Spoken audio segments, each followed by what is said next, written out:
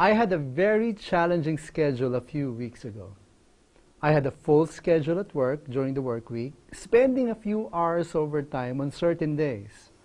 I also had to do some writing on the side the whole week, which I fit in every opportunity I can get. Then during the weekend, I had to do a video shoot for this video blog, which I thoroughly enjoyed. And then on Sunday, I had to go and preach in a church. Then I was back to work on Monday. Oh, that was a very hectic week, but very fulfilling.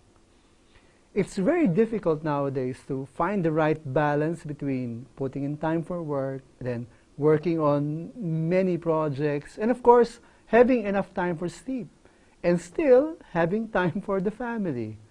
What makes it worse is the traffic gridlock that we have to endure every day.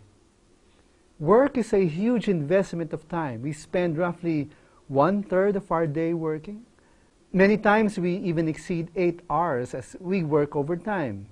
Then of course, if you live in the city like Metro Manila or Cebu, you also spend between 3 to 5 hours daily to commute to and from your place of work.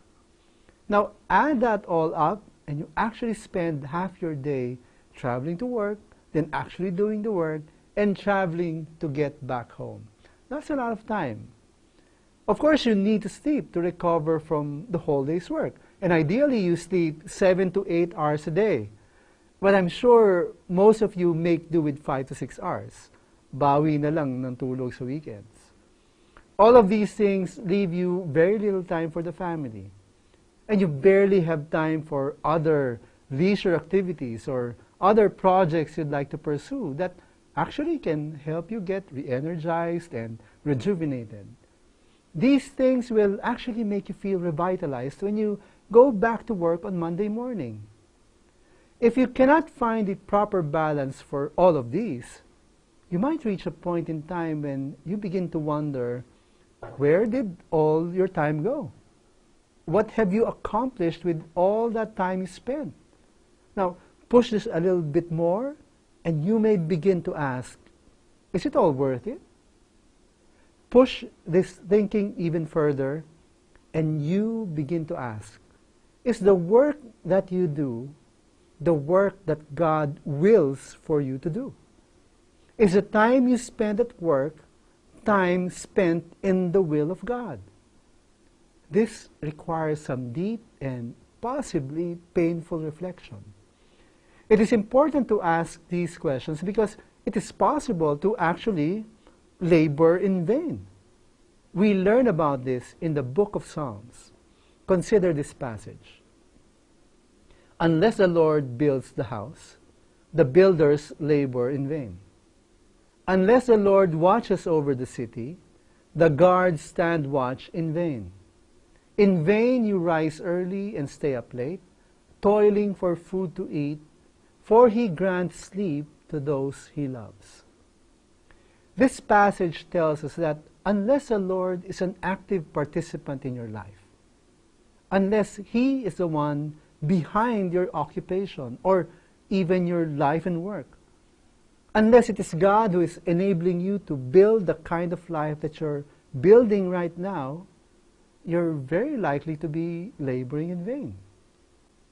All your work will produce nothing truly significant or truly valuable. You're likely to be merely turning the wheel, doing the routine, running in the rat race, and all for what? Earning just enough for food to eat? And you're also likely to be constantly worried about how you will make ends meet. But if your life is being lived in pursuit of God's purposes, if you're pursuing God's will for your life, if God is directly involved in your life and work, then everything you do will be worth all the effort and the time you put in.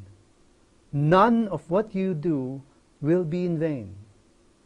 And if you ask me, I love the fringe benefit that God offers. A good night's sleep.